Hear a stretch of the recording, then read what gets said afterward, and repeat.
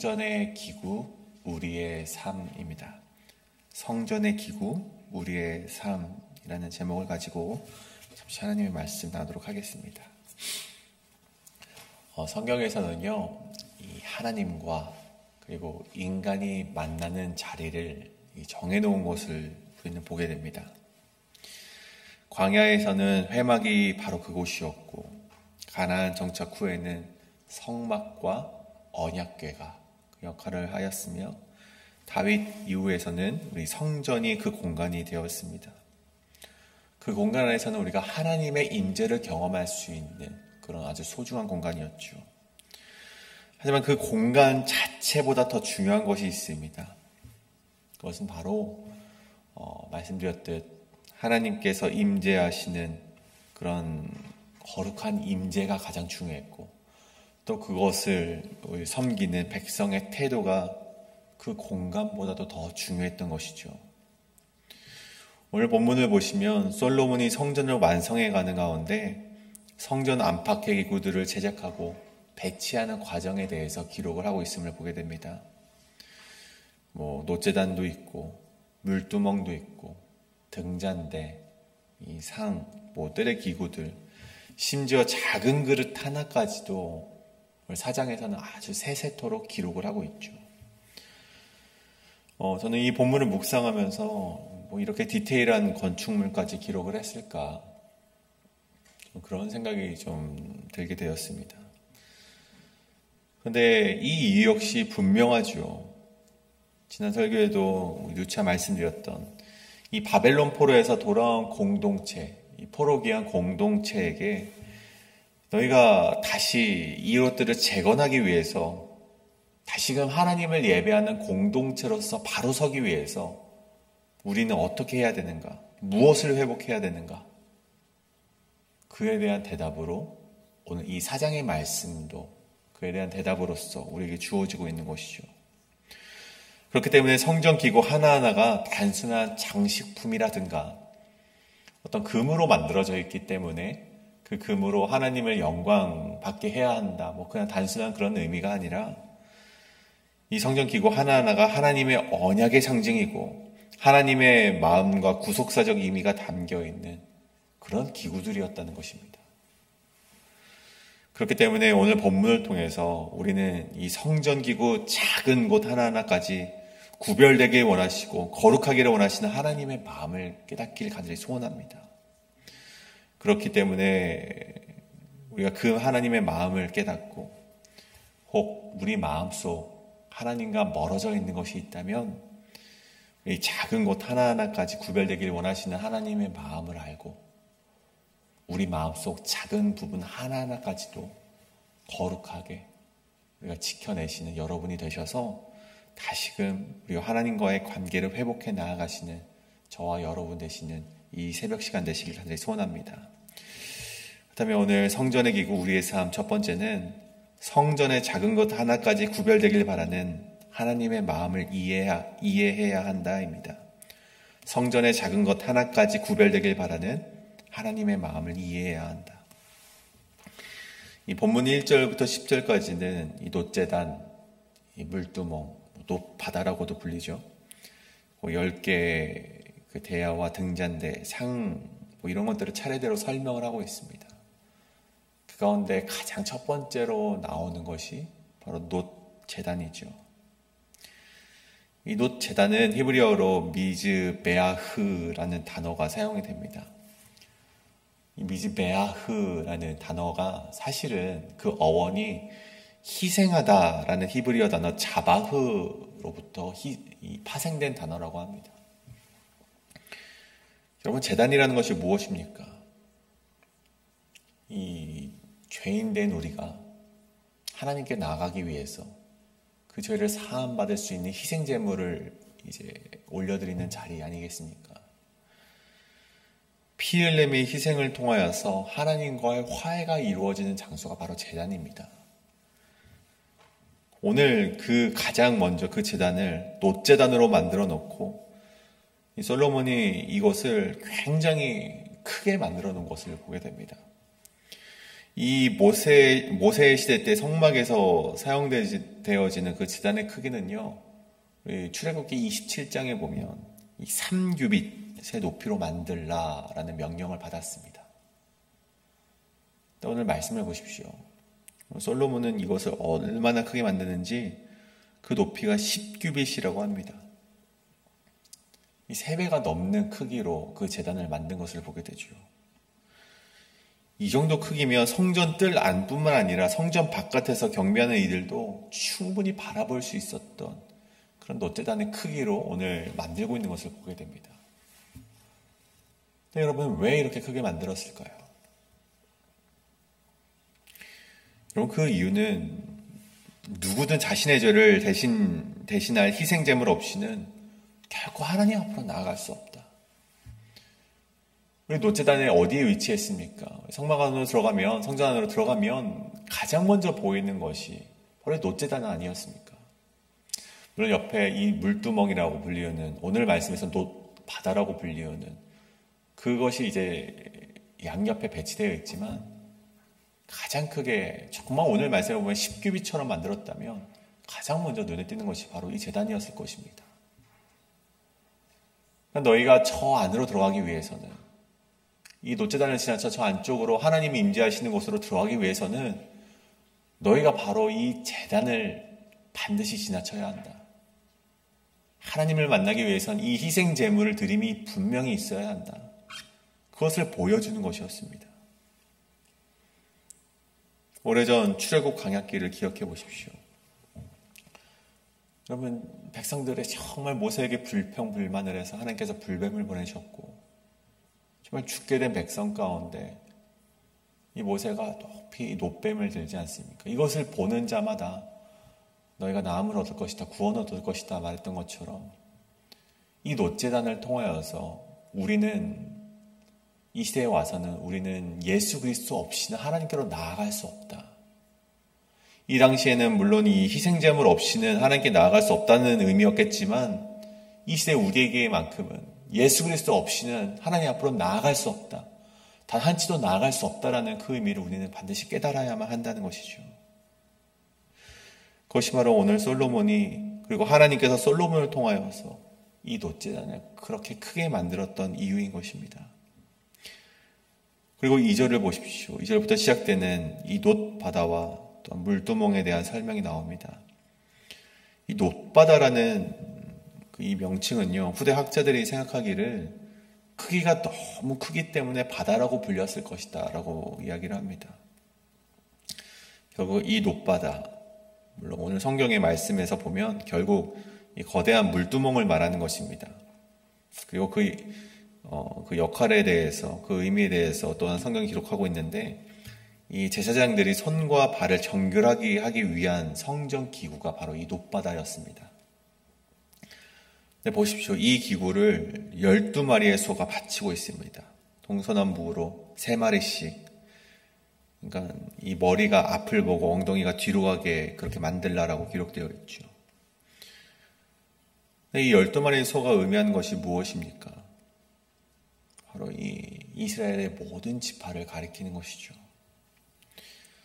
결국 모든 지파가 정결하게 서야만 하나님 앞으로 나아갈 수 있다.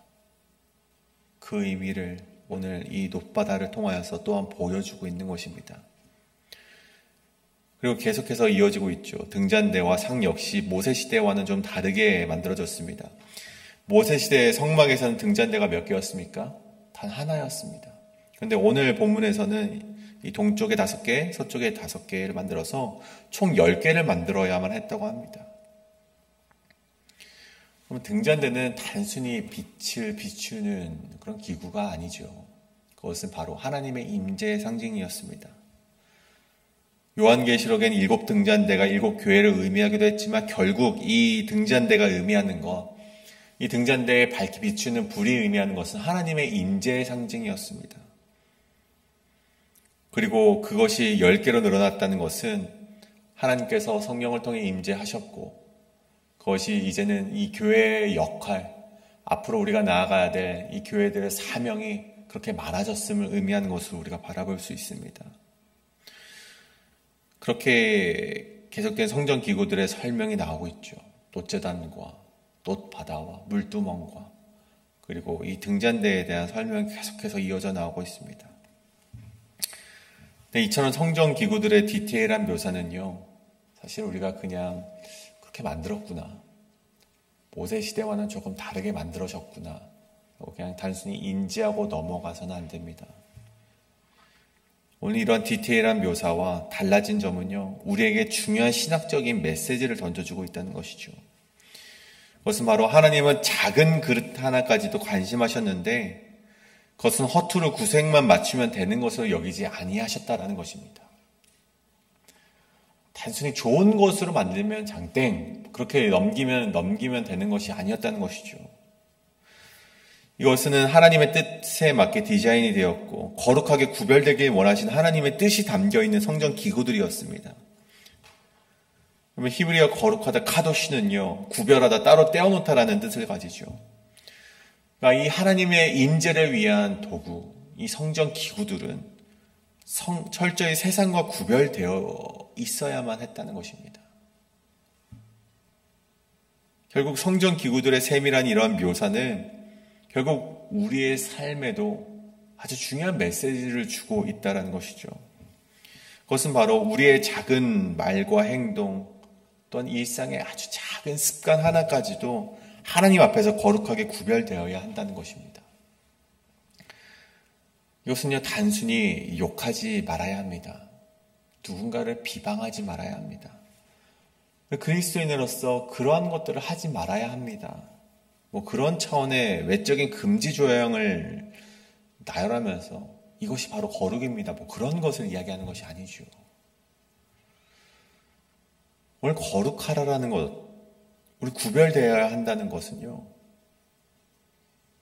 하나님의 거룩이 나의 삶을 통해서 나타나져야만 한다는 것입니다. 그 하나님의 거룩과 그 구별이 나의 삶을 통해서도 나타내야 한다는 것이죠. 예수님께서 나를 위해 희생 제물이 되셨다면, 놋제단을 통하여서 그것의 의미를 우리가 알아냈다면, 나는 그렇게까지 죽임 당하셔야만 했던 희생과 그 공의와 나를 향한 사랑을 실천하는 것이 거룩의 시작점이 된다는 것입니다.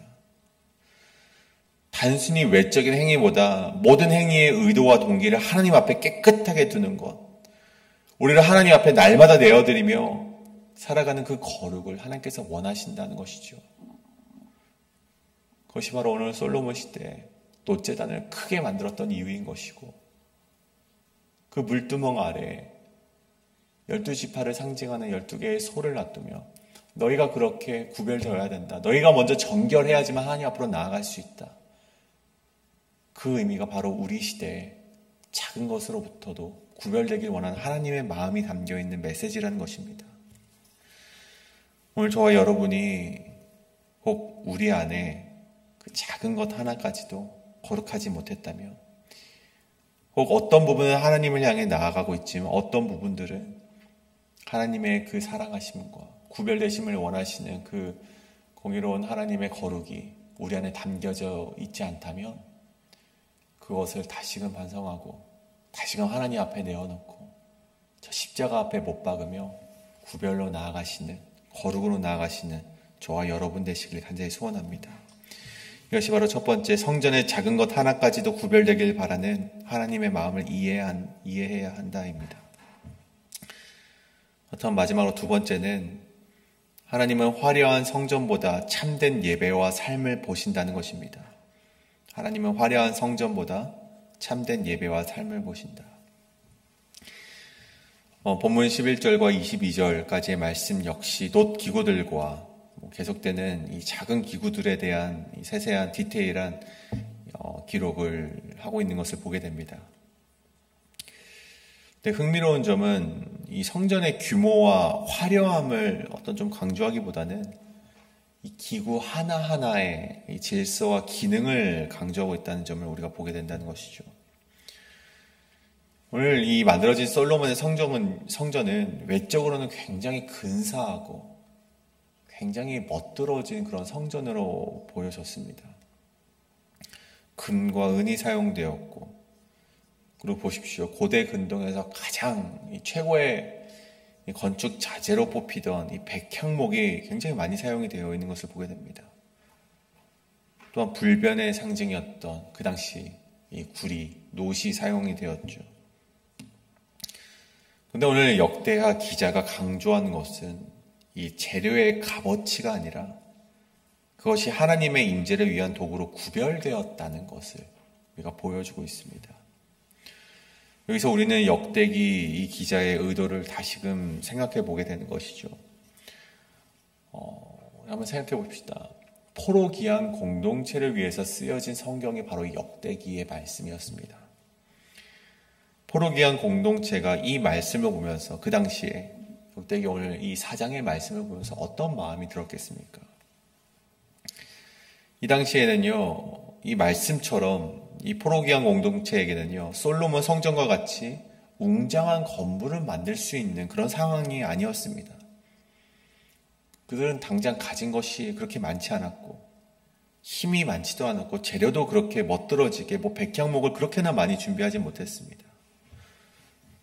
그래서 이 본문을 읽으면서 그들이 우리는 그렇게 멋있는 성전을 만들 수 없는데, 그렇게 생각하며 너희가 고통스러워해야 한다. 너희가 그렇게 나아가지 못함을 반성해야 한다.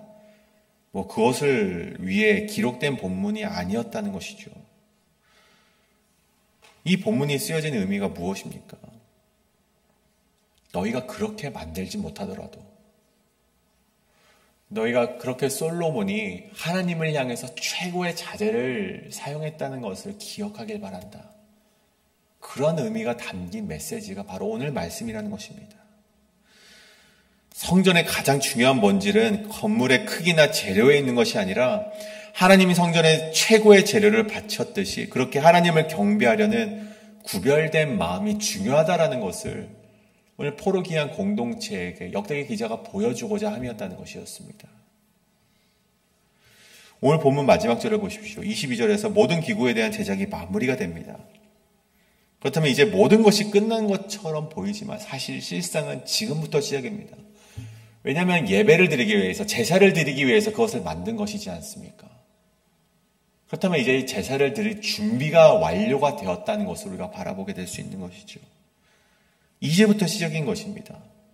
이제 하나님을 향한 제사가 비로소 시작되는 것입니다. 다시 말해서 성전 기구를 만드는 데 목적이 있는 것이 아니라 이 성전 기구들이 제작되는 것은 하나님께 나아가기 위한 수단에 불과했다는 것입니다. 하나님께서 원하시는 것은 제단과 그 금으로 만든 등잔 자체 그것이 아니라 그 자리에서 하나님을 경외하고 사랑하는 백성들의 마음을 하나님께서 기다리고 계셨다는 것을 우리가 오늘 역대기 말씀을 통해서 발견해내야만 한다는 것입니다. 내일 우리가 함께 묵상하게 될 5장의 말씀에서 그 부분을 다루고 있죠. 우리 하나님께 나와 제사를 드리는 그런 부분들이 바로 5장에서 다뤄지고 있습니다.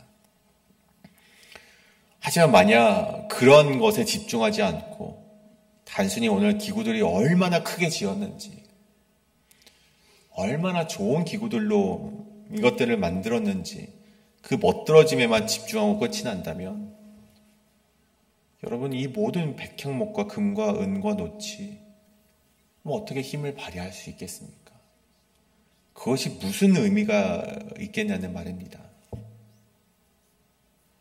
여러분, 오늘 말씀을 통해서 우리는 그것이 얼마나 크게 지었는가, 그것이 얼마나 좋은 재료들로 우리가 만들어졌는가, 그것에 집중하는 것이 아니라 오늘 포로기한 공동체와 같이 무너진 것들을 재건하기 위해 필요한 것은 그런 멋들어진 재료들이라기보다는 보잘것없는 재료라 할지라도 하나님을 만나러 가기 위해 우리가 얼마나 제단을 쌓고 있는가, 얼마나 예수 그리스도를 의지하고 있는가, 우리 정결하기 위해서 얼마나 노력을 하고 있는가, 우리가 그 성전 기구들, 정말 하나님의 임재를 위해서 우리가 얼마나 준비하고 있는가, 내 마음의 성전을 얼마나 우리가 깨끗하게 준비하고 있는가, 우리가 그것을 조금 더 발견해내는 이 시간 되길 간절히 소원한다는 것입니다.